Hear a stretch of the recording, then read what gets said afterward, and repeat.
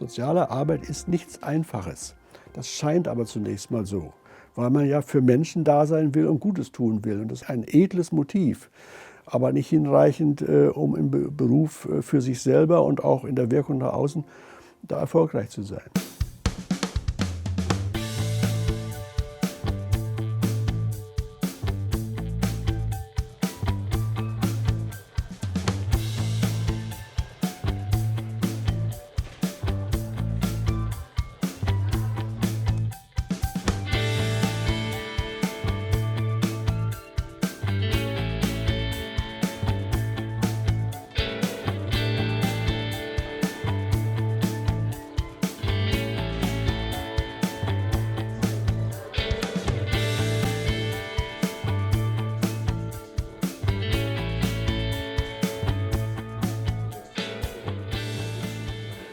Ja, ich möchte Sie ganz herzlich begrüßen, auch im Namen meiner Kollegen und Kolleginnen vom DGSA-Vorstand. Das Kerncurriculum hat eine lange Geschichte, das ist fast so wie mit den 5 Jahresplänen. Das erste Papier war herausgegeben von einer Gruppe aus der Theoriesektion der DGSA und war aber nicht sozusagen in einem gemeinsamen großen Diskussionsprozess jetzt nochmal auf einer Mitgliederversammlung verabschiedet, hat aber große Wirkung erzielt und es ist wirklich ein historisches Dokument.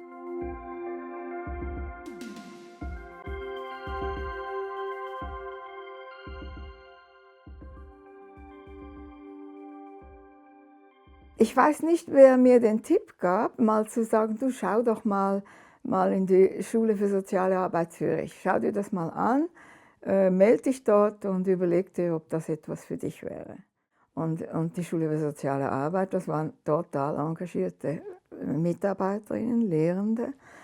Die hatten alle, die Hauptamtlichen, die hatten alle ein Studium in sozialer Arbeit, entweder in Holland oder in USA gemacht. Was ich aber dann doch relativ systematisch durchgezogen habe, ist, dass ich doch fast jede Dozentin fragte, ja, können Sie mir mal soziale Arbeit definieren? Die erste Antwort, die ich bekam, ist die, also man muss sich einen bunten Wiesenblumenstrauß vorstellen und schön bunt und zusammengehalten durch eine Schlaufe. So. Ich fand das ein sehr schönes Bild und eine Metapher, aber so kognitiv, theoretisch hat mich das nicht ganz befriedigt. Es war wirklich, wie ich häufig dann auch geschrieben habe in Veröffentlichungen, eine disziplinlose Ausbildung. Es gab keine eigene Disziplin. Von daher natürlich zunächst einmal sehr stark von diesen sogenannten Bezugswissenschaften bestimmt waren, weil man sich eben sagte, man braucht Psychologie dazu, man braucht Soziologie dazu, man braucht politische Wissenschaften dazu und so weiter. Also diese verschiedenen Fächer, die man herangeholt hat, um ein solches Studium zu organisieren, die standen halt nebeneinander. Und es gab sogenannte Methodendozenten. Die Methodendozenten waren durchweg Sozialarbeiter oder Sozialpädagogen mit langer Berufspraxis, die sich aber bestimmte Methoden angeeignet haben, also die Einzelfallhilfe, die Gruppenarbeit, die Gemeinwesenarbeit. Sodass diese Vertretung der sozialen Arbeit sozusagen auf unterem Niveau war, wenigstens zumindest aus der Sicht der akademisch Höhergestellten, die eben sagten, wir Psychologen machen unsere Psychologie, wir machen unsere Soziologie etc. Und ihr lehrenden Sozialarbeiterinnen, ihr dürft dann für die Praxis das Methodische vermitteln. Das war ja etwas, was uns gerade auch dann nachher bei der Konstitution der Deutschen Gesellschaft für soziale Arbeit bewogen hat, uns davon eben abzuwenden, von dieser Orientierung an den Bezugswissenschaften. Und zunächst war das so. Und mein früher Eindruck war, dass diese einen ganz wichtigen Beitrag zur Berufsbefähigung unserer Absolventen geleistet haben.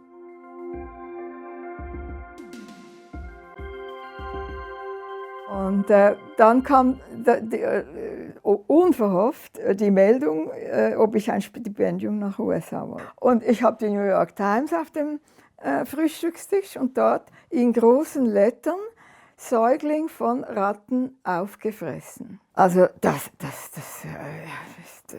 ich war also wirklich, das war die erste absolute Verstörung. Oder? Und das war dann nur noch eine Kette von Verstörungen zu sehen, dass in der Lower East Side Menschen auf der Straße sterben und dann den ganzen Rassismus und. Und dann ging ich an Tagungen, wo das andere Amerika dann zum Thema war. Das haben dann die Sozialarbeiter organisiert. Also es war so wirklich Aufbruchsstimmung. Und eigentlich wollte ich Psychiatric Social Work lernen, nicht? Und die haben mich nur ausgelacht. Sie haben gesagt, willst du hungernde Kinder oder hungernde Mütter auf die Couch legen? Also ich hatte Praxis, ich hatte ganz viele Erfahrungen und jetzt wollte ich verstehen oder erklären können. Wie kommt es, dass in den USA, die wir immer als Vorbild betrachtet haben, so viel Armut, so viel Rassismus, so viel also Schreckliches eigentlich, so viel auch verweigerte Rechtszugang und so weiter möglich ist. Und das hat mich eigentlich dann weil ich dort schon Vorlesungen genommen habe, dort wollte ich mal weitermachen und mehr verstehen lernen. Also das war immer eine ganz große Motivationsquelle. Ich erinnere mich noch so um 1970 herum, dass ich an der Diakonischen Akademie mit Dozentinnen konfrontiert war, die mir sagten, naja, soziale Arbeit, das ist das und das und so. Und ich habe dann gesagt, na, das ist aber ganz untheoretisch. Theorie kommt ja von der Sozialpädagogik.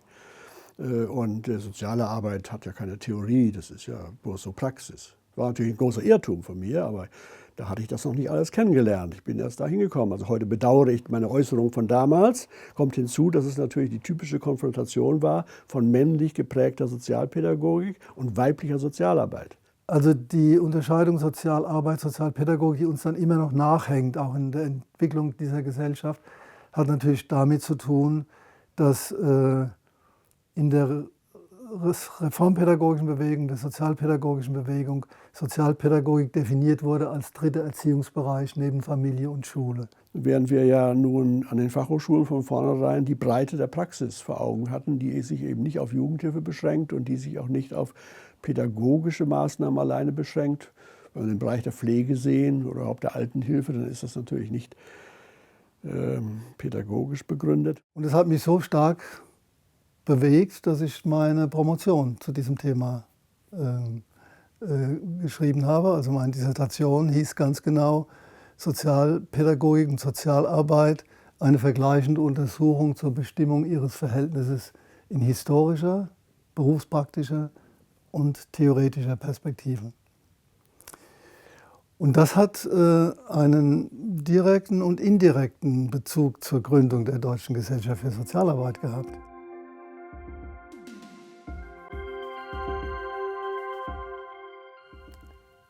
Es war nämlich zunächst für mich sehr frustrierend, dass ich auf diese Veröffentlichung zunächst überhaupt keine Rückmeldung, keine Reaktion erfuhr.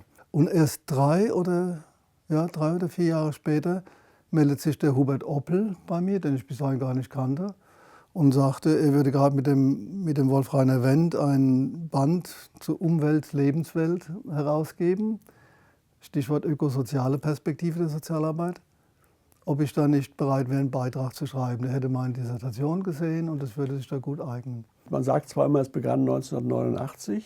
Das ist auch das formelle Gründungsdatum. Wir haben aber schon seit 1986, 87 uns da ausgetauscht. Und in diesen Gesprächen wurde diese Idee geboren, ob wir nicht doch eine wissenschaftliche Gesellschaft für unseren Bereich brauchen. Und haben dabei eben festgestellt, was eben auch Lage der Dinge war, dass es eigentlich kein einheitliches Verständnis sozialer Arbeit gab, beziehungsweise keines solches vertreten wurde, sondern dass die Bezugswissenschaften hier dominant waren in der Ausbildung und dass man auch von der akademischen, sprich universitären Sozialpädagogik nicht erwarten konnte, dass die nun die Breite der sozialen Arbeit vertreten konnten. Da war klar, wir brauchen eine eigene wissenschaftliche Vertretung, wir brauchen einen Gesprächskreis derer, die sich damit theoretisch beschäftigen. Das war die Idee der Gründung einer Gesellschaft. Ich war eher zögernd, weil ich kein Visionär bin, aber Oppel war damals die treibende Kraft und Wendt haben mich da überzeugt und mitgenommen. Und da haben wir uns also einen relativ kleinen Kreis getroffen in München 1989, um diese Gesellschaft als solches zu konstituieren, also Gründungsversammlung. Und eben die üblichen Vereinsdinge zu machen, Jahresbeitrag und Tages- und so weiter, was man so normalerweise braucht für einen Verein. Und dann ging es natürlich darum, zunächst mal in der Fachöffentlichkeit bekannt zu werden. Dafür haben wir Tagungen veranstaltet, auch eine Jahrestagung, die dann immer auch gleichzeitig Mitgliederversammlung war. Und da war bei einer der ersten schon in Frankfurt meiner Erinnerung nach Frau Staub-Bernasconi auch Gast. Und ich wusste vor allem, mit welcher Leidenschaft die Frau Staub-Bernasconi in der schweizerischen Sozialarbeitsszene, aber auch international zugange war. Und deshalb dachte ich, sie könnte eine Bereicherung für unsere Gesellschaft und für den Vorstand sein. Ja, also ich saß da als Neugierige, wollte mich ein Bild machen von den Leuten, von den Themen und so in dieser Mitgliederversammlung. Und dann hieß es, es ist eine Vakanz, ich weiß nicht, ob noch eine zweite, das weiß ich jetzt nicht mehr, im Vorstand. Und ob es da Vorschläge gibt und so. Und dann wurde ich vorgeschlagen. Und ich war so übertölpelt irgendwo. Und dann bekam ich von meinem Kollegen Werner Obrecht, der auch neben mir saß, einen Stoß in den Rücken. Und fast zu meiner Überraschung hat sie dann auch sofort zugesagt und wurde dann auch gewählt. Und musste eigentlich die Motivation erst nachträglich entwickeln. Es gab schon einige Kritik an der Neugründung dieser Gesellschaft, insbesondere natürlich, weil wir uns auch abgegrenzt haben von der Sozialpädagogik an den Universitäten.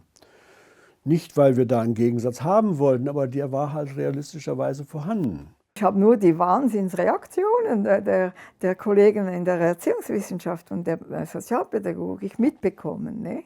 Also da wurde von Theorieputsch ohne Theorie wurde da ein Artikel geschrieben. Und die universitäre Sozialpädagogik beanspruchte natürlich von ihrem akademischen Grundverständnis her, dass sie eigentlich die theoretische Basis für alles liefern würden, was wir aber an den Fachhochschulen gar nicht gesehen haben. Der Begriff Sozialarbeitswissenschaft ist am Anfang natürlich als Provokation empfunden worden. Der Thomas Rauschenbach hat mal so schön gesagt, die Provokation wäre ja gelungen, aber jetzt wäre es doch wieder an der Zeit, auf den Boden der Tatsachen zurückzukommen. Und daraufhin haben wir geantwortet, provocare heißt ja herausfordern zum Wettstreit. Und was steht dem wissenschaftlichen Diskurs besser an, als sich wirklich um die besseren Konzepte zu bemühen? Ich bin sehr froh, dass zum Beispiel ein Werner Tholey jetzt doch sehr dezidiert sagt, also hört doch auf mit diesen Fäden. Die Arbeitsfelder sind die gleichen, theoretische Ansätze haben wir auch vergleichbare und überhaupt. Und dann gründet er eine neue Zeitschrift und die nennt er Passagen. Und insofern, dass man da eben Brücken baut und hin und her schaut. Also was die Entwicklung der deutschen Gesellschaft betrifft, haben wir, denke ich, ganz gute Erfolge gehabt. Einmal mit der Etablierung der Fachwissenschaft soziale Arbeit.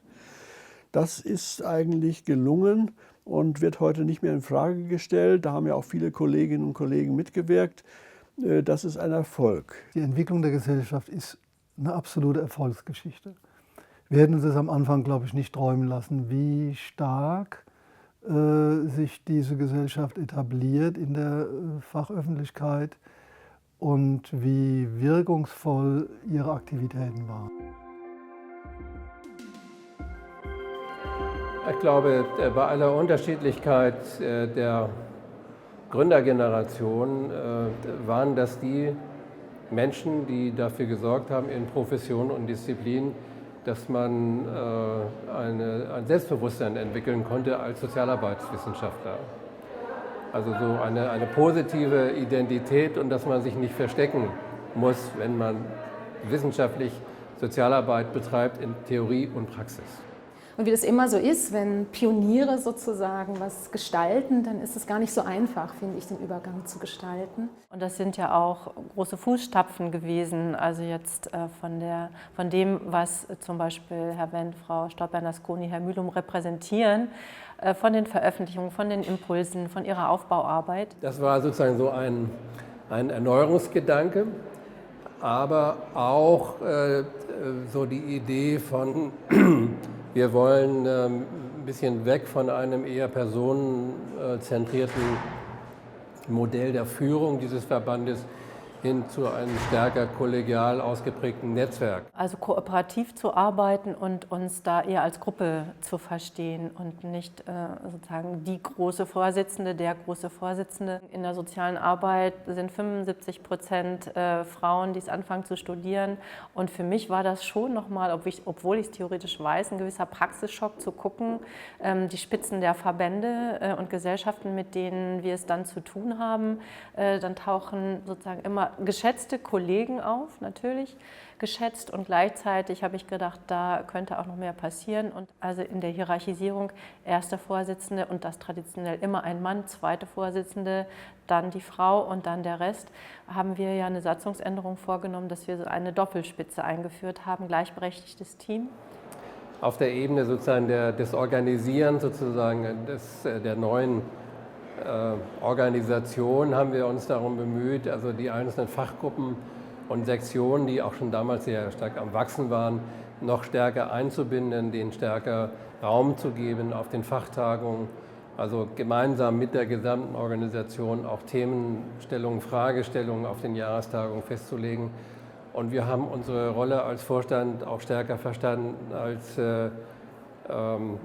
Dienstleister für die Mitgliedschaft bzw. die aktiven Fachgruppen.